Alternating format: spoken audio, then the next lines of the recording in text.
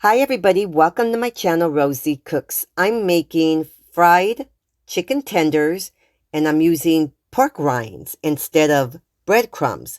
It comes out really good and it's kind of different. Let's get started. So here's my food processor and I'm using chicharrones. That's how you say it in Spanish, fried pork rinds. So I'm adding them to my food processor and I'm going to pulse these until it becomes a crumbly mixture just like breadcrumbs. Just like this.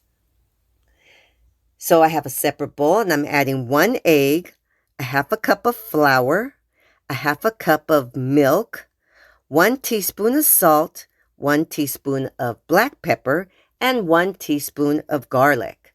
So now I'm going to mix this up, and this is going to be my wet mixture so that I can wet my chicken tenders. So now I'm adding my chicken tenders. I'm going to coat them in the wet ingredients. And then I'm going to bread them in the pork rinds. Okay, so just pat it down, make sure it's nice and coated. And then you want a plate off to the side, and you're going to set your chicken tenders on the plate.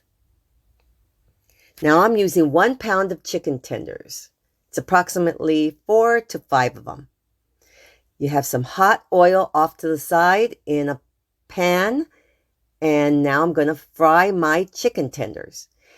I fried these for 4 minutes on each side. It just depends on how big your chicken pieces are. And this is what I ended up with.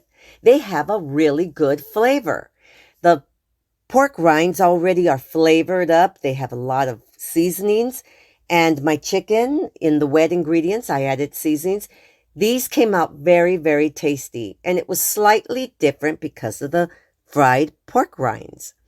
So these are chicken tenders using fried pork rinds as the coating. Thank you so much for watching. Please subscribe, give me a thumbs up, hit that notification bell to see all my recipes, and I will see you next time.